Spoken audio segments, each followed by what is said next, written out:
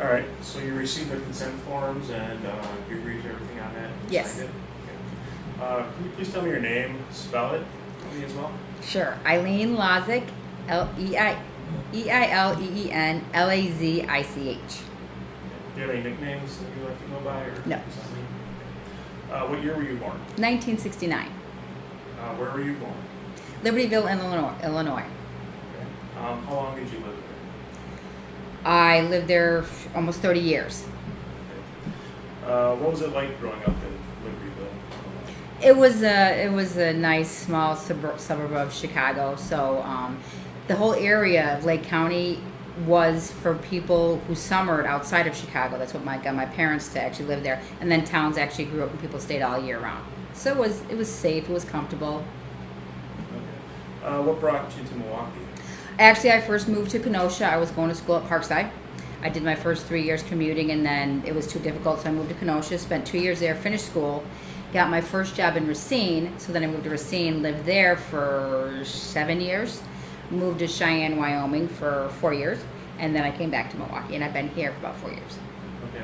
What did you major in? Finance, business finance.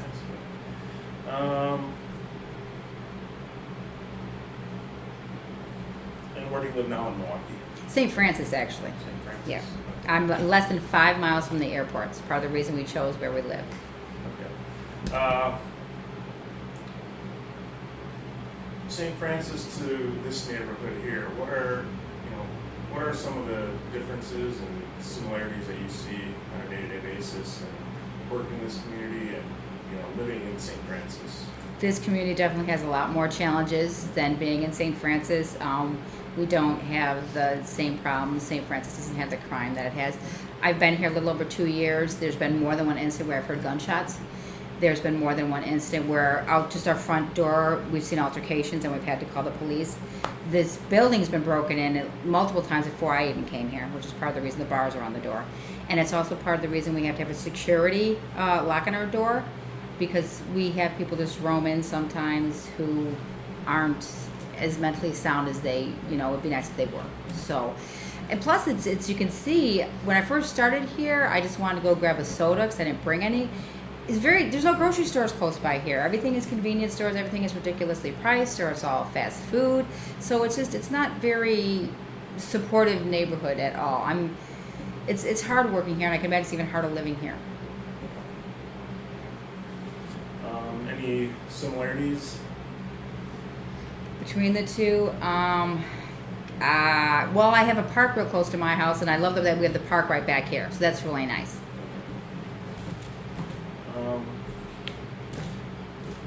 So what brought you to Axe, and how did you get involved with Axe? I actually came here. I've had lots of jobs throughout my history. I didn't get my degree till I was almost 30, so I was a lot of service, blue collar work before then. Then after I got my degree, it was in finance. I fell into accounting, and I've always been in accounting. I was actually, my last job before here, I was at Johnson Controls. I was in their payroll department. Great company to work for, good money, good benefits, but they were just so massive. I felt like what I was doing didn't make the slightest bit of difference. So I got to a point in my life, the kids were grown. What I got paid wasn't as significant because not so many people were relying on my income. So I wanted to do something that I thought made a difference or was important. And so I actually was looking at a website, Jobs That Serve, which is primarily nonprofits, and that's how I came upon Axe. And I actually almost didn't apply because our acronym is actually Allied Churches Teaching Self-Sufficiency. And I very much separate church and everything else. But then I quickly found out that that's not what it is anymore. So when I found out what their mission was and what they were looking for, I was like, okay, I'll give it a try. What the heck, why not? And later I would find out it was the first time that they did an interview in that format. They had a board of 4 or 5 people there. They had group interviews. There had to be at least 20 of us there. It was really intimidating. But I think actually when I came for the interview, because it was so intimidating, I just told myself, just relax, be honest, be who you are, and just, whatever happens, happens. And I think that's actually what ended up winning the day for me.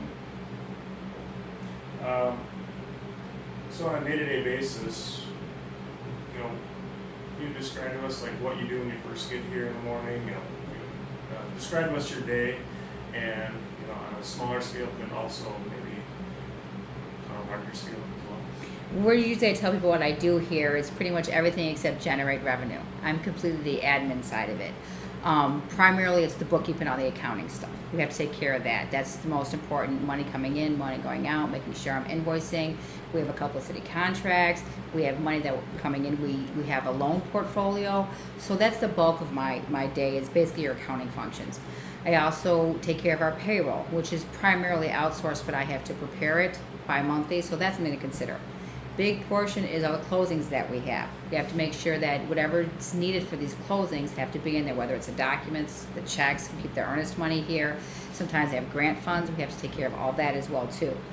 Then there's just basically the everyday stuff like buying toilet paper and checking the mail and, business cards, things like functions like that. So like I said, anything that's not revenue generating almost always is what hits my desk. So do you keep track of like where people that are involved with acts? Like I learned about like the revolving loan system. Like do you keep track of that kind of stuff? The loans, that's almost entirely just me. Okay. We watch that very closely. We are always up to date on that portfolio, how current we are, if we have missed payments, if 2/3 of our family are probably on ACH draws right away, so those can still be returned. That's phone calls that have to happen to make sure that we're getting that money in as well. Some families actually tax escrow with us because of the city they bought. The city requires that they have to. So we have to kind of keep an eye on that. April, they just did a reassessment. So we have to figure out what they should be paying each month, let them know if it changed. That was a big project that we had to take care of. And then come the end of the year, we have to pay all that, let the families know. So that's huge. The loans are a big portion. But what's amazing, and I say amazing because it literally is, we target the people nobody else wants. And our portfolio is better than industry average. Our portfolio is at 98%. Banks wish they could be that. But we're already there. We only have one family right now that is not current. And that's because they're facing all these other challenges that they might actually get deported back to Mexico. Otherwise, the rest of our families who a $50 payment can be significant to their household budget, 98%. We're very proud of that. Why do you think you have such a successful I think like because that? a lot of our families get so exhausted from being told no everywhere else. We're just so grateful that somebody's helping them. A lot of our families probably wouldn't be able to buy a house if it wasn't for our program, let alone with these loans. And until recently, until just the middle of last year, all our loans were 0% interest. We weren't even charging interest. But our portfolio got so large, we had to start recouping some costs for everything we're putting into it. So I think a lot of it is families are just appreciative and they understand that if we weren't here, there might not be somebody else who would be willing to work with them. I mean, that's just my opinion. Are you allowed to say how much you have out in loan at any given point? Or? I don't know, so I probably shouldn't. Okay. I can tell you we've got about 160 loans right now, I think, out. So. Okay. So you deal with acts at the other locations, the north side, the south side. Are you involved with the finances there? Oh, absolutely. There's no independent finance. Everything comes through here. Primarily, though, they're people, what they need and what they reach out. Like the north side, they have phone issues sometimes, things like that. Or the south side, they need supplies. They'll come like once a week or once every other week. We need toilet paper, we need paper. She'll just send me an email. That's largely where our interactions are. And we try and have like team meetings. We were doing them once a month. They had to stop for a while. They're supposed to be starting up again as well. But there can be times where, those guys, they may not necessarily see us guys for a couple weeks. What do you think ACTS is doing to the community, in your own words? They're doing an amazing job in the community. I mean, that's part of the reason I came here is I believe that if you own a home, you're going to take more investment in your neighborhood and your neighbors and your people. So being able to do this for these families, I mean, the whole point of ACTS started was because good families, good people were being taken advantage of. And Father Dennis and John Worm, they saw this and they were able to create this system to help these families. So it's improving the neighborhood. Unfortunately, it's slow and it's difficult, and sometimes our families face challenges that I don't think the average person would willingly face. So we're getting there, but it'd be nice if we could see it move faster, Have you seen I'm sure you've seen changes in the neighborhood. Have you seen changes in people's overall quality of life?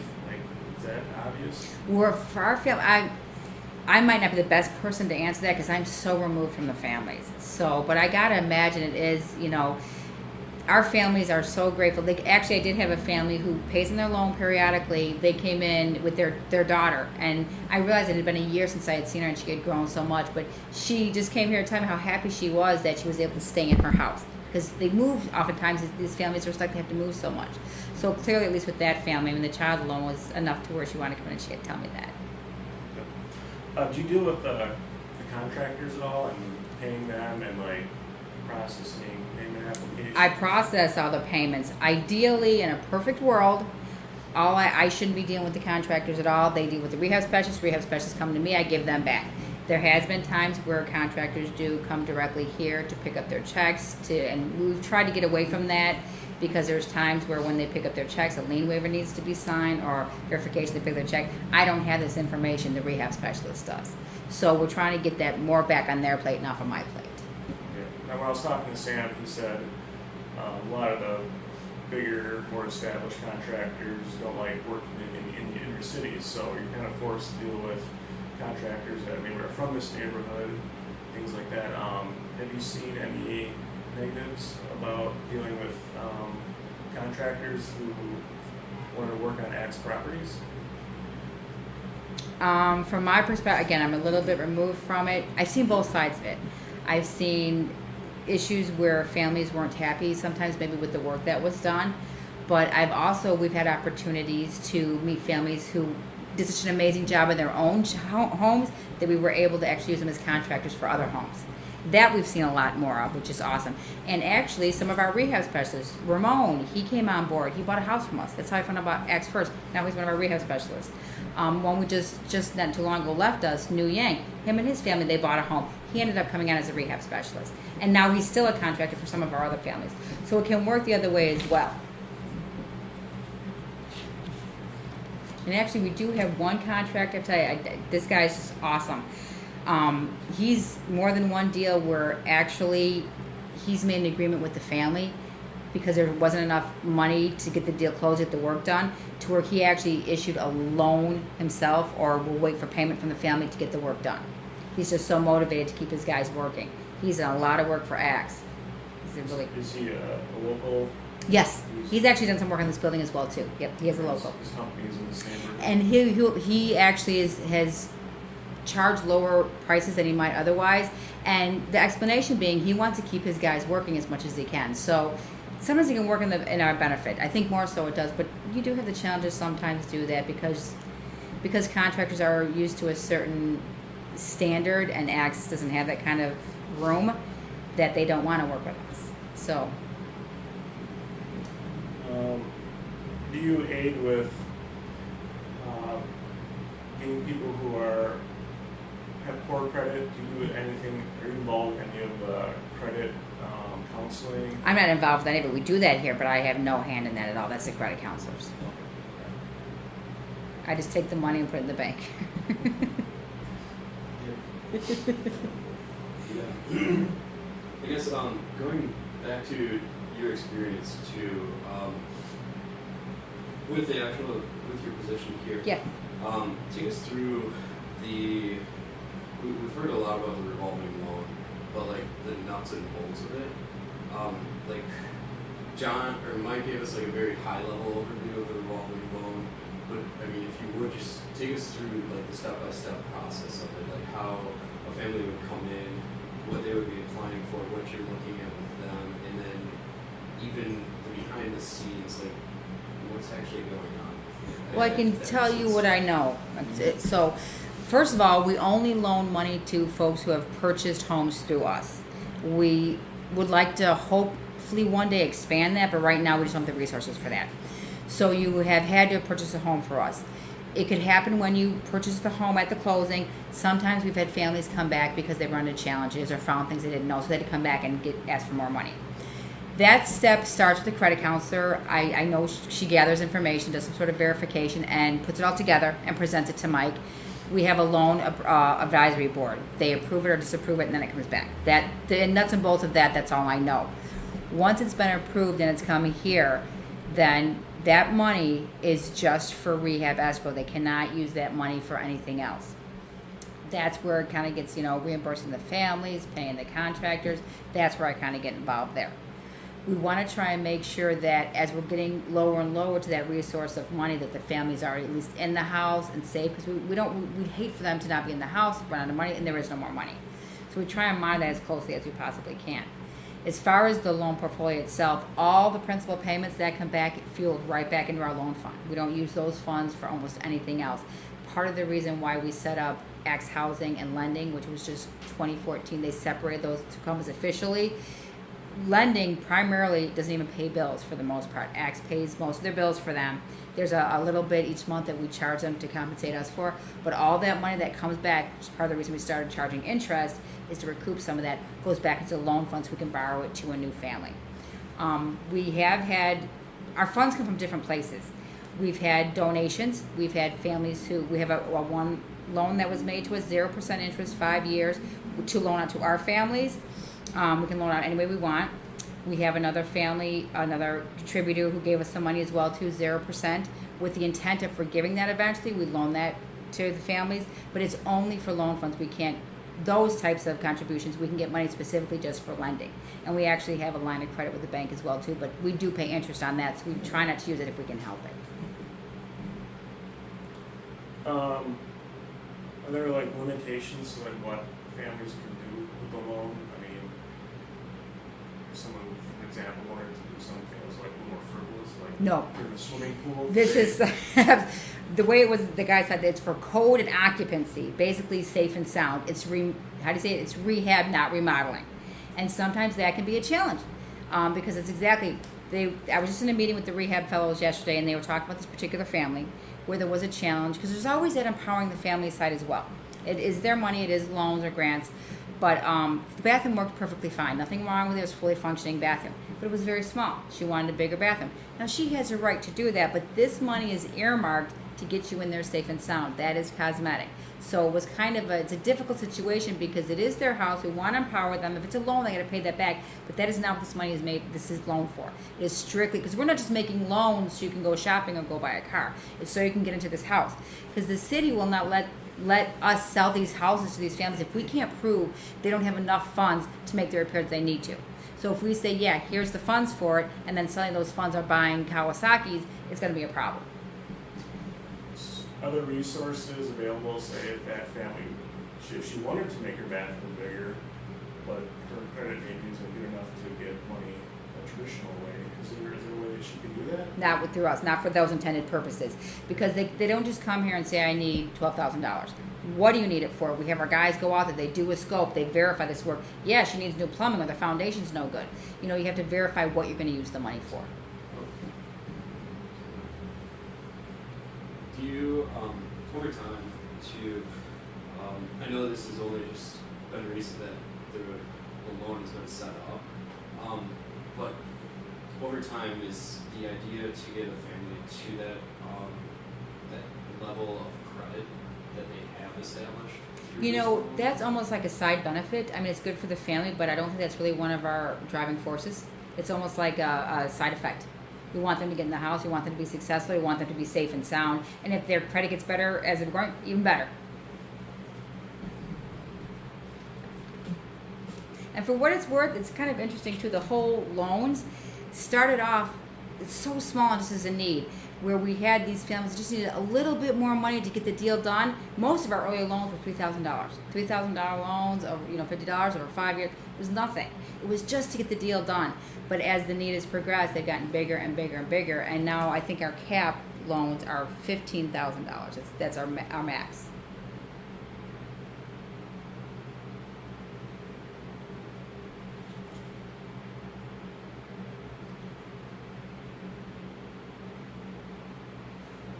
Don't lose your train of thought. It's very important. I personally take great pride. When I came on, like I said, the loans, they have very few small loans. We're just getting these families over this. Families weren't being invoiced. They didn't have the resources here. Families weren't being invoices. Our portfolio was not the percent it should be. It was not something to be proud of. So, and Mike gets a lot of credit for that. Really gets a lot of credit for that. But something as simple as just invoicing the families regularly has been a huge impact. Getting them on ACH. Most of our families, it is amazing that, like I said, the challenges they have for just that $50, rarely do we get returns. Most of the money, they pay their bills, and there's no problem with it. It's great.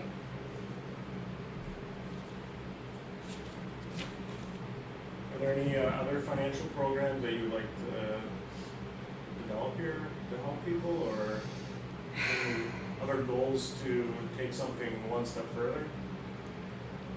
I'd like, I don't know.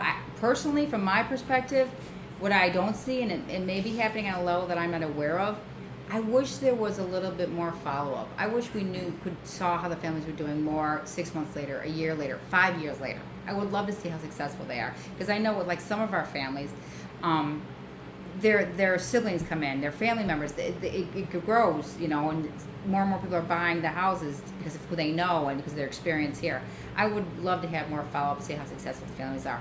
Unfortunately, usually the only follow-up I get to see is when it comes to foreclosures or if there's bankruptcies, because we get, serve papers, we have an interest. I see that part of it, which isn't common, but it does happen, and it's kind of a shame.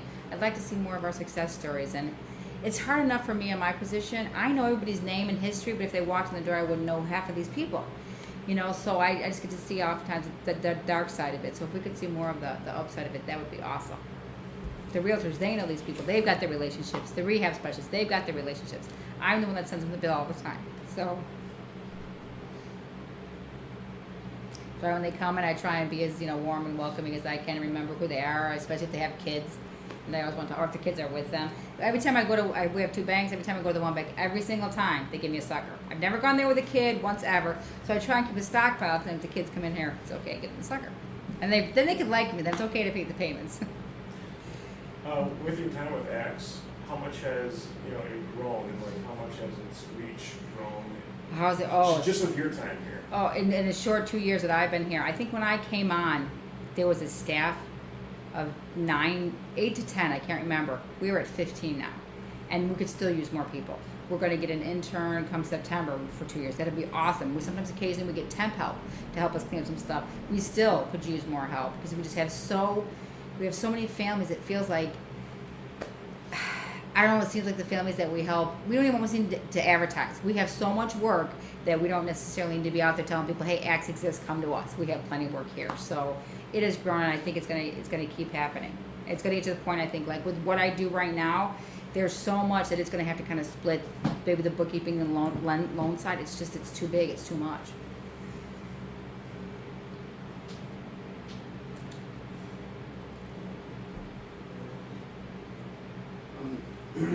With the side of it that you're saying, going back to the growth, do you see a lot of the growth coming from, I guess, how to put this, like, within certain areas, family members are moving in there? It starts off as maybe one family, but then they have an extended family that comes in, and you're noticing a lot of that. I know you see just like the name side of it.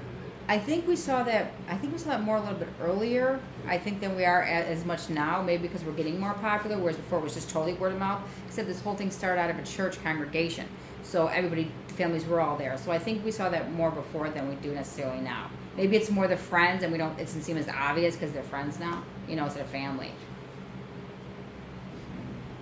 One of the concerns actually from the realtors is they seem to be in the position now where they have less houses than they have families, which maybe is a good thing because that means we have less foreclosures, I'm hoping, in Milwaukee.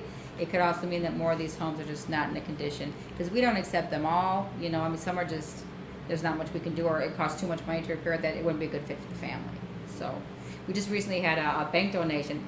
I don't know, I'm not the rehab specialist, but the foundation was pretty bad. Obviously, why the bank probably wanted to get rid of it. We were able to find a family who actually, the husband, his father, he's a contractor, so he's able to do all this work himself. So what might have cost your average family tens of thousands of dollars, he's going to be able to do all the labor on his own. So what a perfect fit. The bank didn't want this house. Nobody would have bought this house. This family got this house for probably significantly less than what the market would have been. He's going to be able to sell, repair this. A year or two, the equity this family has is going to be huge. It's huge. What a perfect match. It could have just ended up being destroyed, and nobody would have known the better. It's kind of a good thing.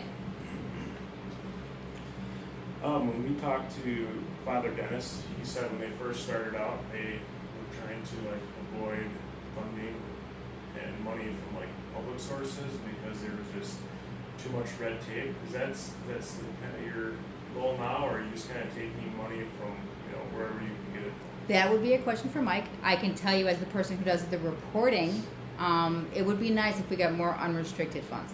And I understand it has to be that way, but like with our understanding with the city, we love our relationship with the city. They give us a lot of help. We have to invoice them on a monthly basis. There's a lot of reports we have to do, and it has to be done very particularly. So it can be difficult sometimes, but it's a lot of money, and it's very important. If it helps our families, we do it. So I would concur with Father Dennis. Mike is the one who's more in charge of what we accept and what we go after, so that'd be more a question for him.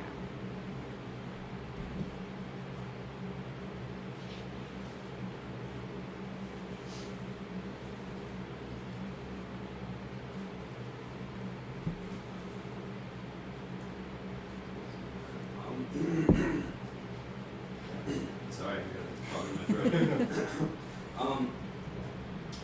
I guess another question I have too is, how do you see the mission of ACTS? I know you say when you're first starting to look into the organization and looking to get away from Johnson & Trust, that you were slightly turned off by the affiliation with. That's my personal views. And that's personal, and I totally, I respect that, and I appreciate you letting us know that. But how has your perception or your interpretation of the mission? I guess what is your perception and interpretation of the mission? What I officially tell everybody is we assist first-time homeowners in purchasing city or bank foreclosed homes. My cliff note of that is we help the folks nobody else wants to help, and we take the houses nobody else wants. And we kind of make a marriage of that, and hopefully it makes everybody successful. That's what helps me get through the days, especially for me, because I don't get to see the families. I don't see the successes. When I'm having a really frustrating day, I try and remind myself, why are we doing this? When I have to take time to put these loan payments in here, or go to the bank, or, put files together when it's missing stuff. The purpose, I try and think of the families and remind myself there's a good chance this family might not have had this otherwise, and what it means, particularly for the kids. Because you can read statistics over statistics over. If they have that stability, how it affects every area of their life, their education, their mental health, their nutrition, it has such a huge impact. Plus in the neighborhood itself.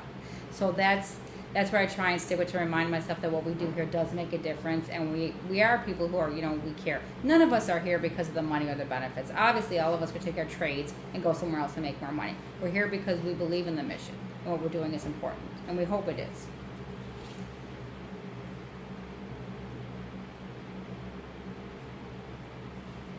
And I've actually gone quite a bit. When I first came on here, I actually was not a homeowner. I had never purchased a home. I didn't think I was ever going to purchase a home because I didn't want one. I was very much a gypsy-ish because I move all the time.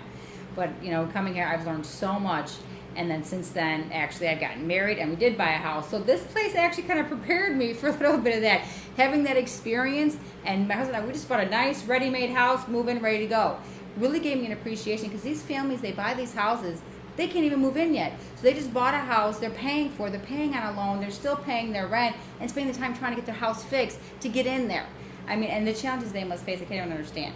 But it gave me newfound appreciation for what they must deal with. These are some hardy folks. When people first come in the door, or they first want to know about our program, the first thing we ask is, this is not a slow process, and you need to be tenacious. You have to, because it's going to be difficult. There's going to be a lot of challenges, and a lot's going to be asked of you. I know you're primarily in this office, but Yes. have you gone out and seen some of these properties that people are?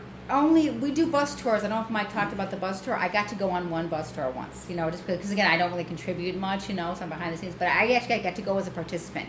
And that was an amazing experience. Even though I work here, it's easy to forget what we do. So hearing Mike talk, and then one of our realtors talk in the rehab, we got to go to a house that we just accepted, which I would have never walked in on my own. I would have been terrified. I wouldn't have felt safe at all. And then we got to go to a house that looked like that and had since then been rehabbed, and it's just beautiful. It's the kind of house you're like, I want to live here. So that was an opportunity I got to have, but for the most part, I usually don't get to see that stuff. So This might be more of a question for one of the rehab specialists. Yes. But is there difficulty, or have you heard if there's difficulty trying to get someone excited about a property? They want to own a home, and they want the opportunity, but then when they see something and they see what they're dealing with, is it hard to keep? Is it hard to keep people's excitement and spirits high? I think they get excited about the whole idea of home ownership, because it was such a ridiculous off in Mars, not even a possible concept.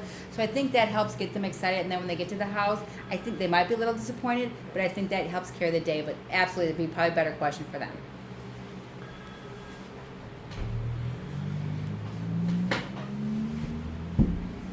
I mean, I can't imagine. One house I did get to go into to see before the family went, and I'm like, there's no way. How could they possibly? The floor was all buckled.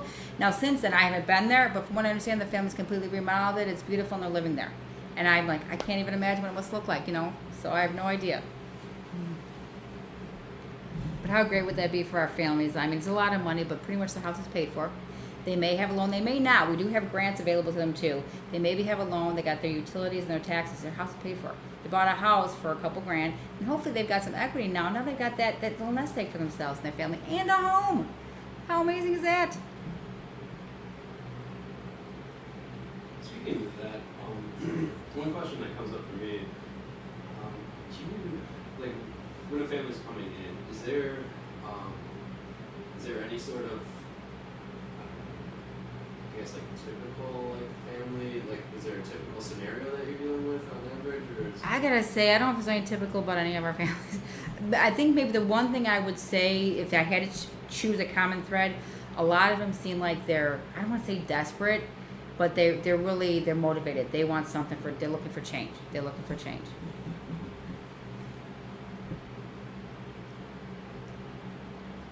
We just have such a demographic of race and culture and families with 6 kids and single people and people on just Social Security or disability or it's such a range of people that we have. It's interesting. I mean, I think if our numbers show, we probably have a lot more single parent mother driven homes, but from my perspective, I don't see that. I just see the people who literally come in the door or I answer the phone calls for. So from your perspective, you think there's a lot of single mothers? I think so. Yeah. Because we do keep your information in our software. I don't scrutinize it a lot, but I kind of got to go in and look at stuff, and it shows if it's a single-headed household or particularly some of our, we get the Hickory grant, which helps with down payment. We have to report those demographics.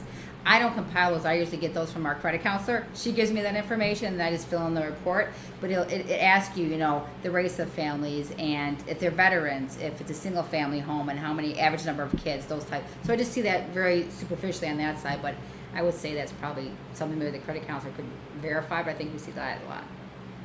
Now, I know when ACT started, the main demographic was like people from Laos. Is that still true today? I think it's pretty different. I think that our it'd be pretty different because our Hispanic community has grown hugely. I mean, the South, she's getting kept busy over there. It's interesting how the areas are segregated a little bit, but I would say right now it's the among in the Hispanic, the Central and the South side that's the most growth, and the North probably lags a little bit behind. That's more the Black community. So, that my experience has been at least.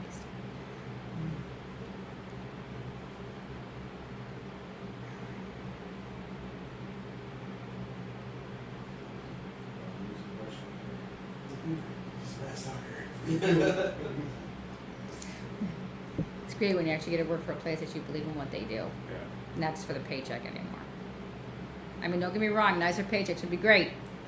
But none of us are here. I mean, all of us with our qualifications, I mean, like personally,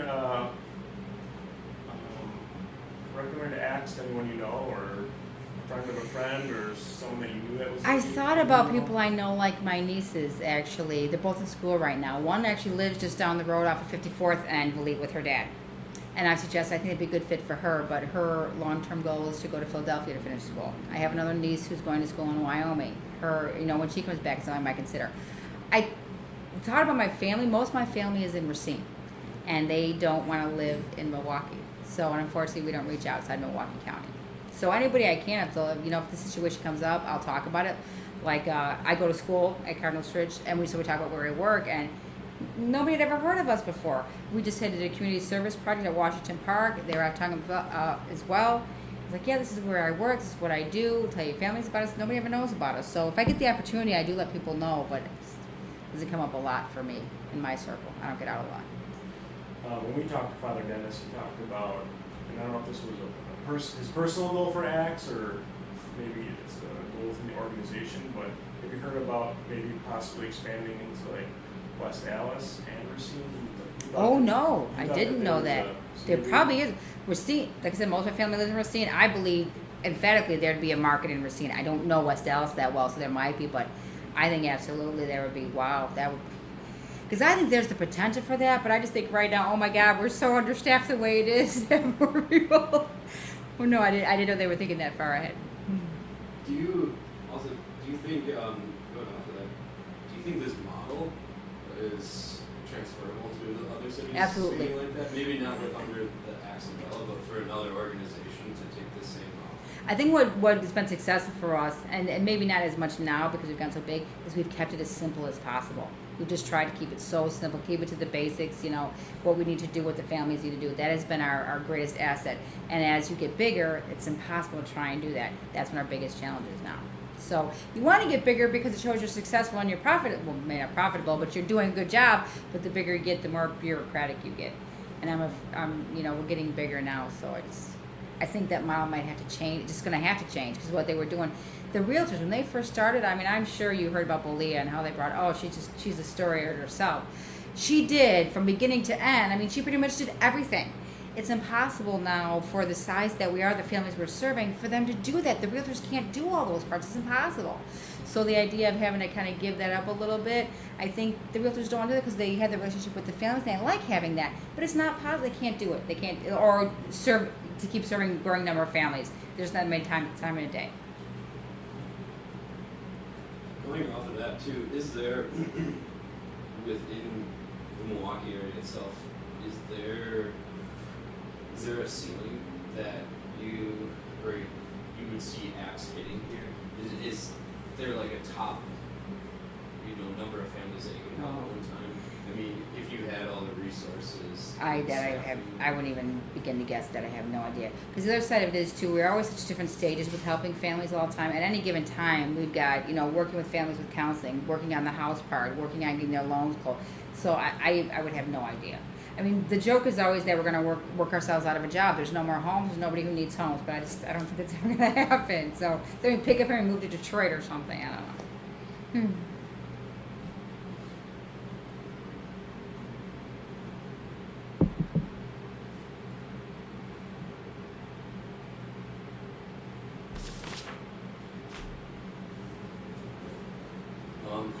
Is there anything any questions that you have for us? I mean, is there anything that we may have missed?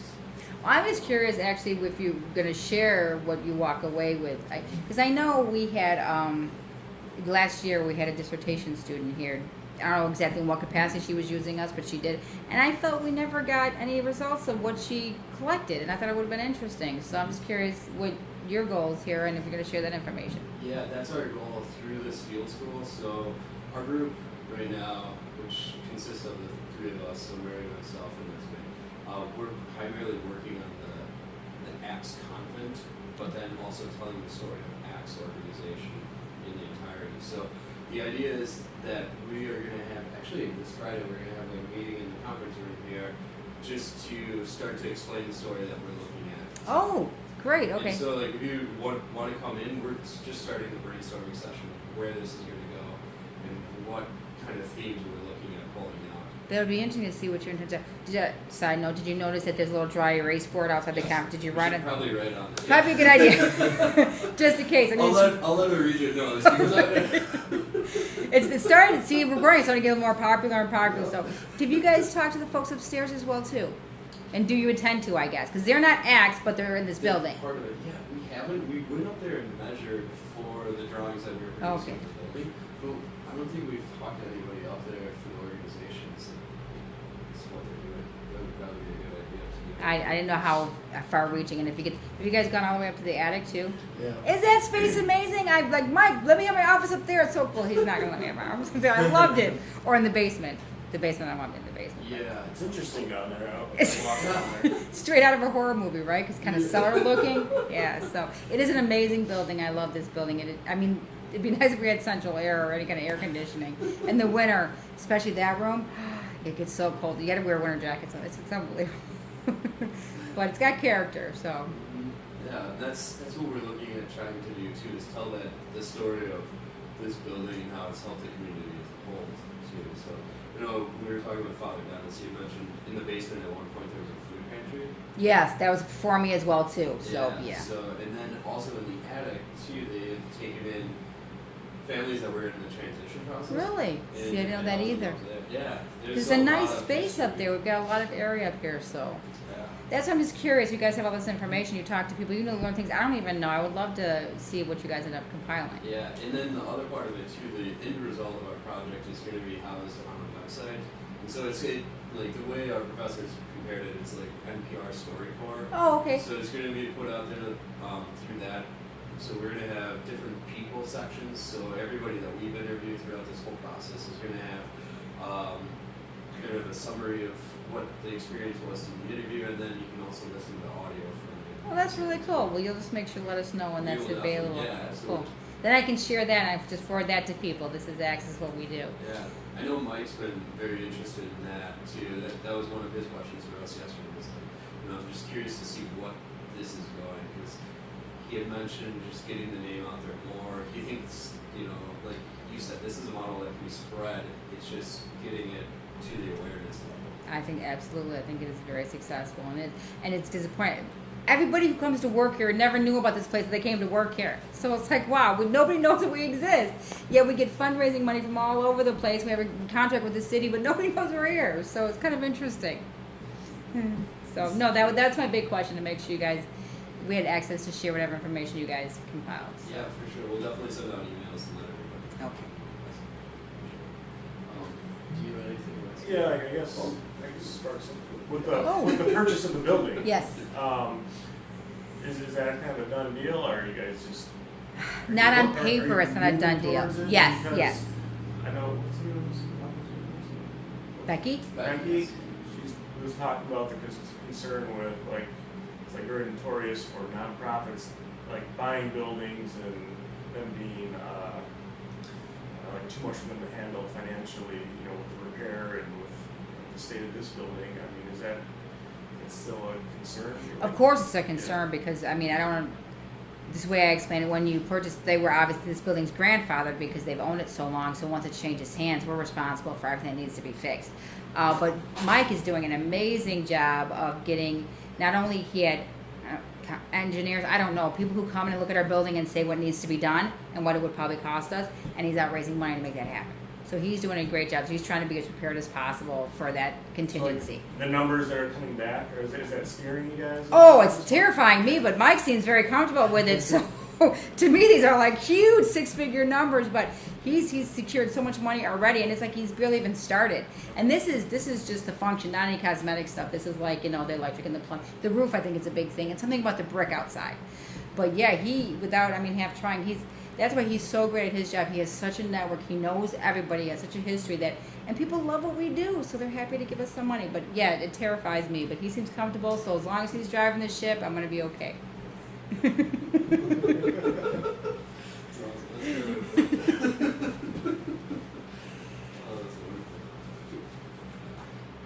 I don't have any other questions.